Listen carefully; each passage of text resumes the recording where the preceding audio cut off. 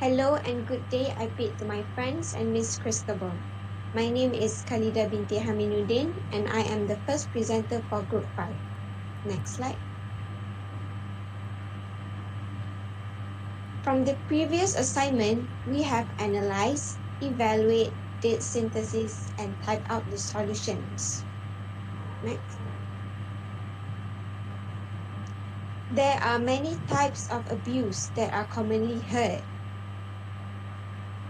Next slide. For example, physical, sexual, psychological or emotional and child abuse. So, the topic that we chose was physical child abuse. In the previous assignment, we have discussed about this issue and now my colleague and I will present it. What is physical child abuse? It is an action that verbally assaulting, forcing, hitting, teasing harshly of a child.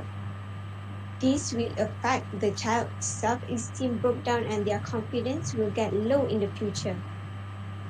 Next slide.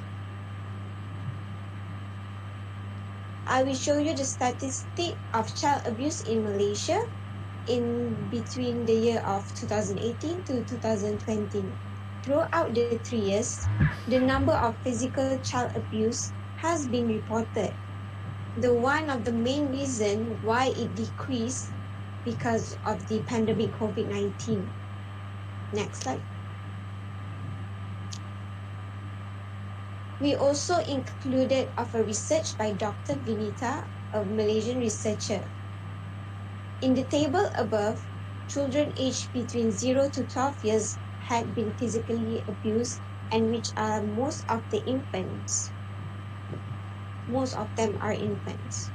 The most common people involved in these physical abuse cases are parents, step-parents, and also caretaker in nurseries.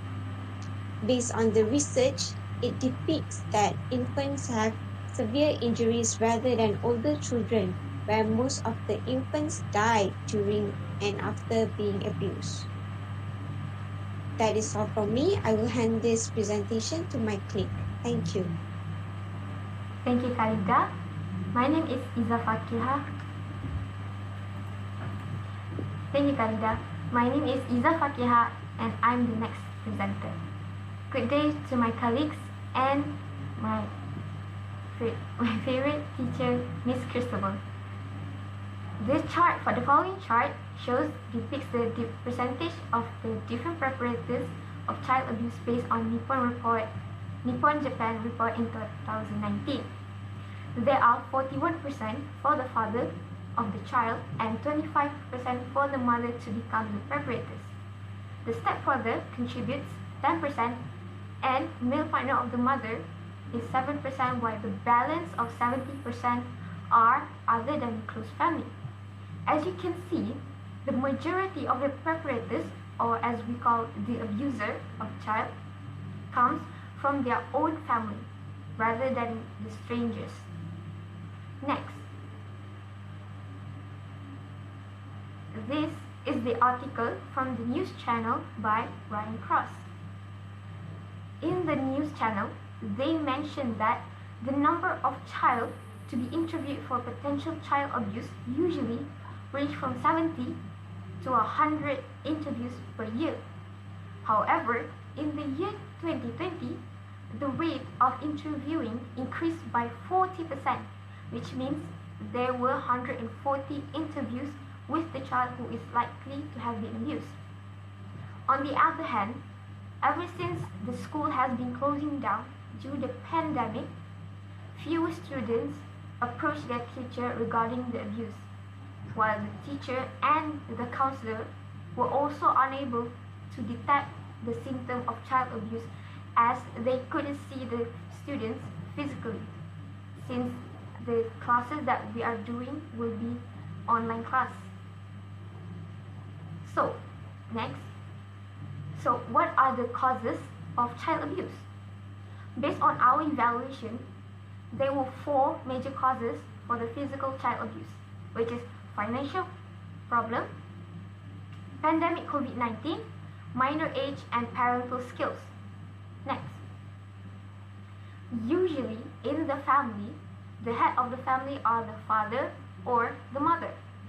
Most of the times, families who were facing financial crisis felt overwhelmed as their commitment to accommodate the family became difficult. This, this is because they are unable to pay the expenses when there's no income available made to them. Hence, it made the father or the mother became stressful. Thus, when they can't cope with the stress, their child became the punching bag for the stress reliever, which is why financial crisis is one of the major causes of child abuse. Now, I will pass on to the next presenter, Aisyah. Thank you. Thank you, Izzah. Hope that Miss Christabel and my colleague have a good day. My name is Siti Aisyah Binti Mama Hafez. Today, I will present about causes of child abuse. First causes of child abuse is because right now, whole world are having pandemic COVID-19.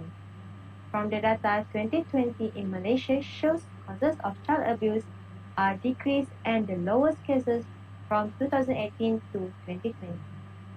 So, we can conclude that it is because authorized person cannot get sufficient data because of pandemic COVID-19. During this pandemic, all people are having limited movement.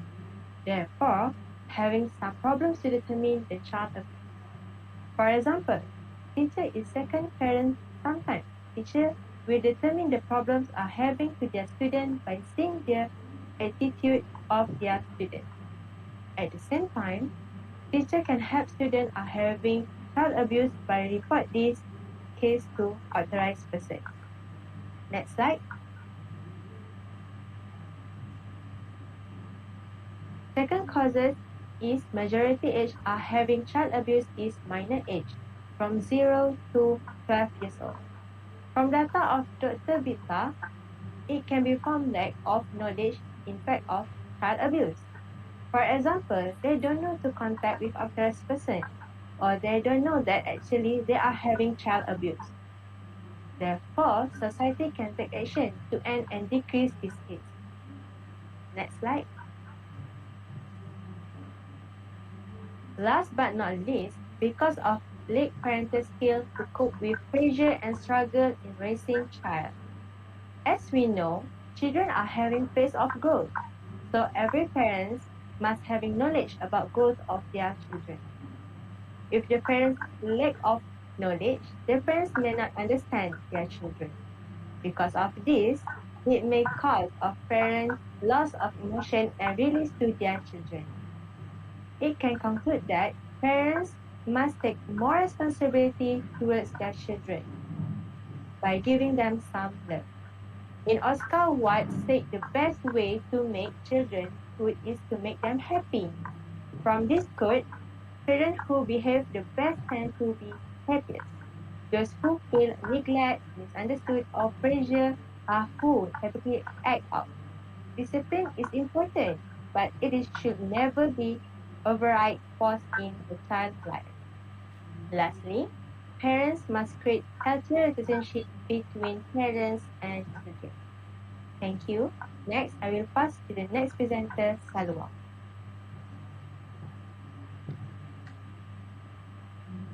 Hello, Miss Christabel and everyone.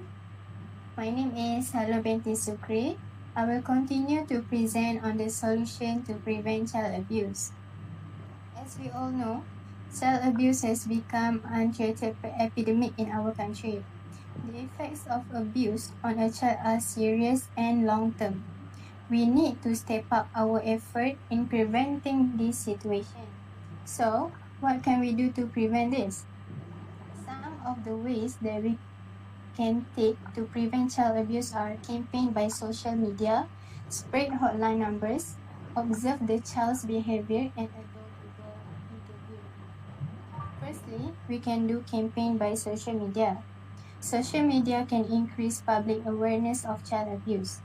It can be more effective if this action be done by widely known social media influencers, such as Mira Filza or Nilofa.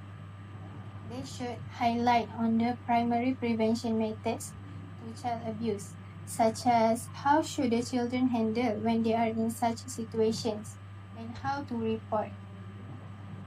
With the increase of public awareness, influencers can further invite the public to support child advocacy centers and non-profit organizations dedicated to prevention of child abuse. Secondly, we shall spread hotline numbers.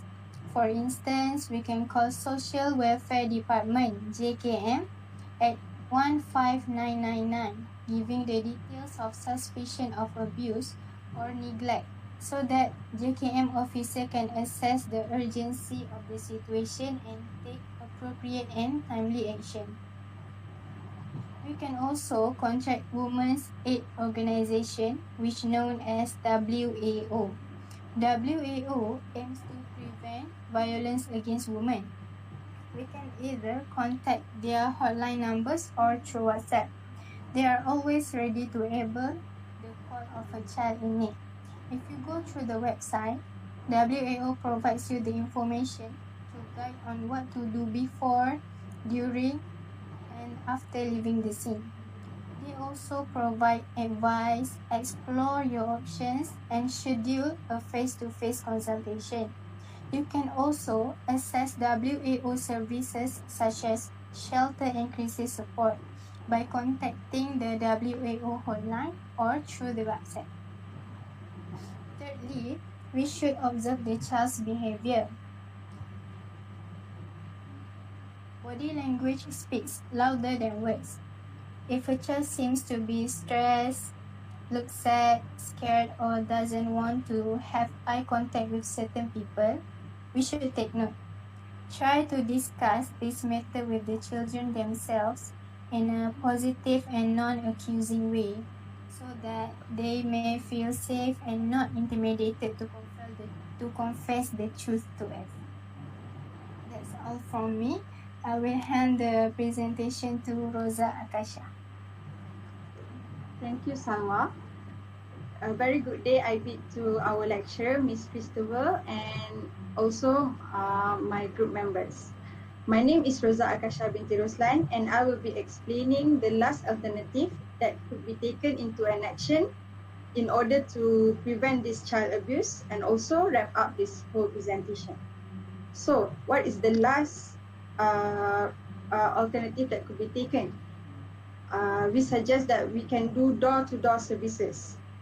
This alternative can be taken into an action by having the authorized organization or even teachers to do door-to-door services and interview the children at the doorsteps. For example, those authorized organization, teachers, or even the non-official government, the non-government organization can also do survey or have interview by face-to-face because we think that the children and the parents may cooperate more, and also the children will be more transparent to confess the truth regarding the physical abuse that they might be facing. Lastly, I would like to conclude this presentation by saying that, as we all know, that the child abuse is nothing new in this world. It will keep happening if we ignore this issue. However, with conscience and responsibility,